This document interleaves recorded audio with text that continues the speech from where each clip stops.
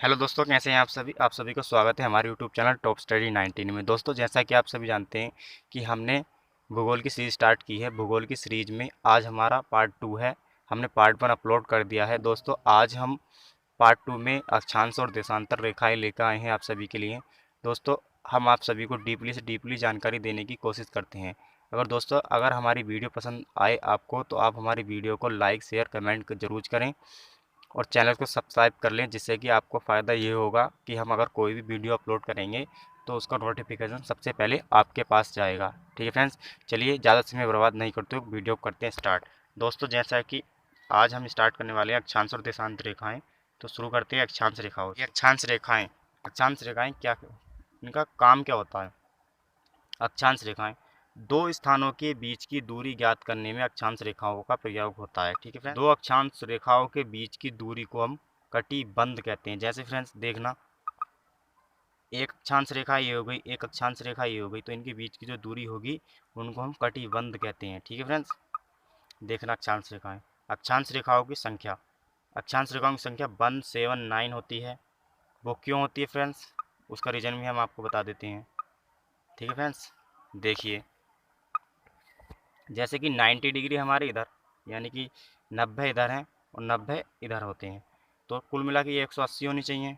लेकिन जो ये होते हैं मुख्यतः बिंदु, ये जो हैं ये रेखाएं नहीं हैं फ्रेंड्स हमारी, ये ये पॉइंट जो होते हैं, ये पॉइंट हैं, यानी कि ये बिंदु हैं, ये रेखाएं नहीं होती हैं। ठीक है फ्रेंड्स, इसलिए इनकी संख्या 179 होती है। ठीक है फ्रेंड्स, आगे चलते हैं।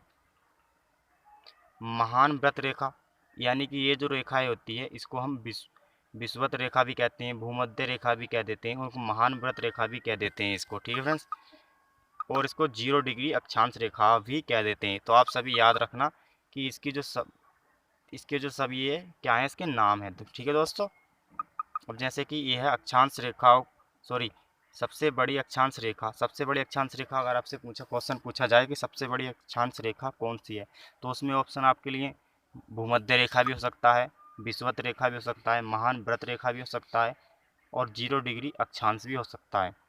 दोस्तों, अगर इसकी लंबाई की बात करें, यहाँ से लेकर यहाँ तक की इसकी लंबाई है, तो इसकी लंबाई होती है हमारी, दोस्तों इसकी लंबाई होती है हमारी, एक मिनट, इसकी लंबाई होती है 40,045 किलोमीटर। ठीक है फ्रेंड्स,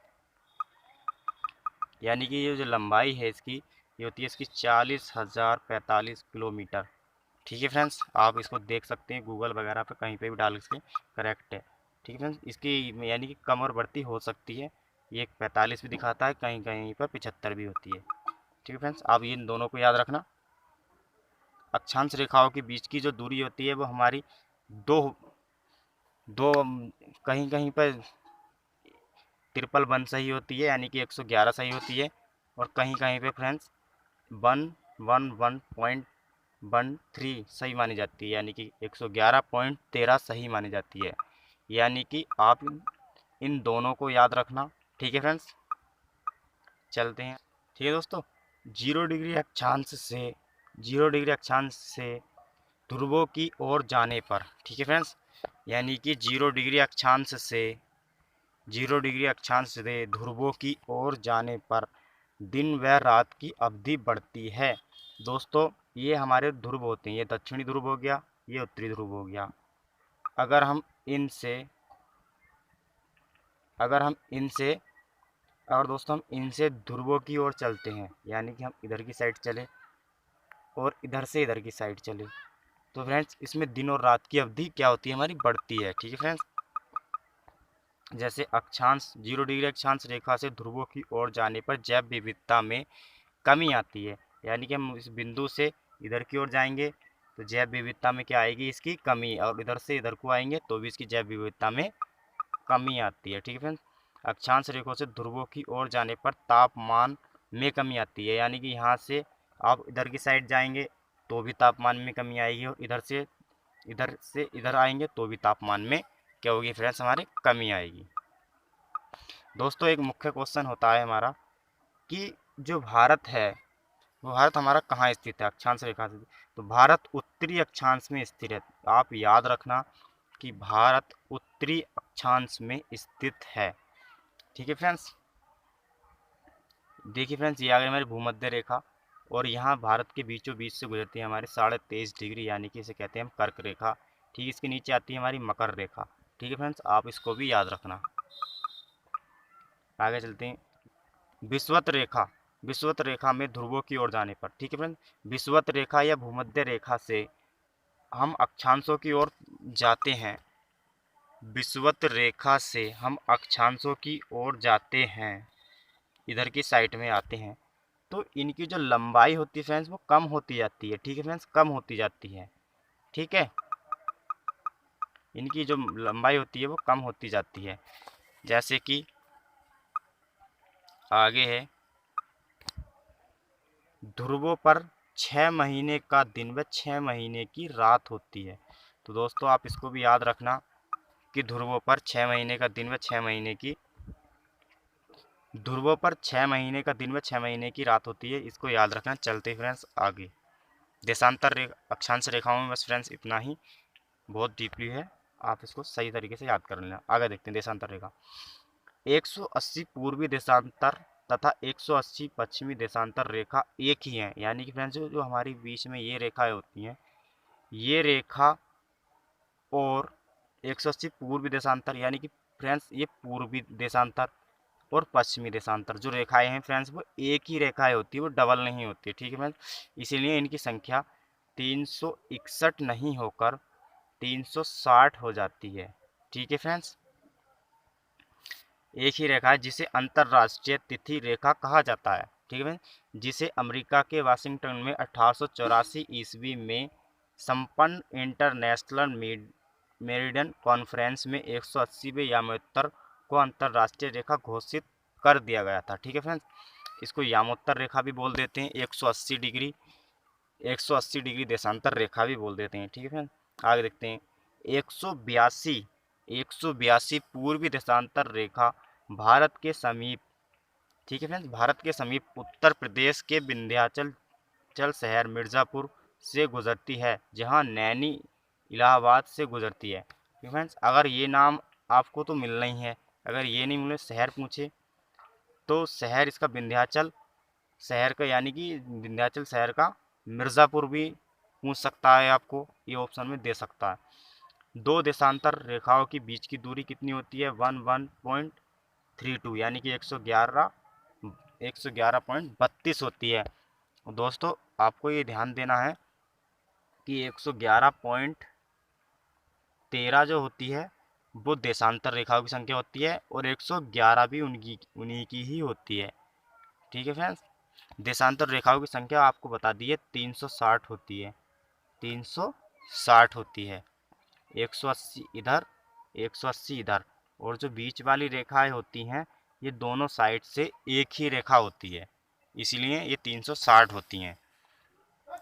देशांतरीय दृष्टि से भारत, जो देशांतर दृष्टि से भारत है वो पूर्वी गोलार्ध में स्थित है।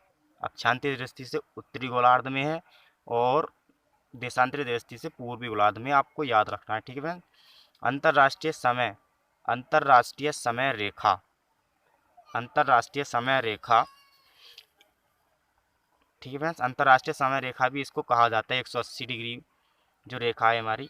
अब आपको मोस्ट इम्पोर्टेंट क्वेश्चन ये मिलेगा, 1 डिग्री देशांतर पार करने में 4 मिनट का समय लगता है। एक देशांतर रेखा पार करने में जो समय लगता है वो 4 मिनट का समय लगता है। ठीक है, 0 डिग्री देशांतर या फिर ग्रीनविच रेखा या फिर धान यामोत्तर रेखा भी कहा जाता है। ठीक है फ्रेंड्स, आगे देखते हैं। देशांतर के बीच की दूरी, देशांतर के बीच की दूरी को गोरे कहते हैं। याद रखने का क्वेश्चन है, गोरे कहते हैं। ठीक है फ्रेंड्स, गोरे कहते हैं। इनकी लंबाई समान होती है और प्रत्येक दशा में प्रत्येक देशांतर रेखा, ठीक है फ्रेंड्स, प्रत्येक देशांतर रेखा पृथ्वी को आधे आधे भाग में बांटती है। आपको याद रखना है कि प्रत्येक देशांतर रेखा पृथ्वी को आधे आधे भाग में बांटती है, क्योंकि इनकी जो संख्या होती है वो, सॉरी, जो इनकी लंबाई होती है वो प्रत्येक की बराबर ही होती है। देशांतर रेखाओं का प्रयोग समय ज्ञात करने में किया जाता है। आपसे क्वेश्चन पूछा जा सकता है सरल सा क्वेश्चन कि देशांतर रेखाओं का प्रयोग किस लिए किया जाता है, तो देशांतर रेखाओं का प्रयोग समय ज्ञात करने के लिए किया जाता है। चलिए फ्रेंड्स आगे चलते हैं।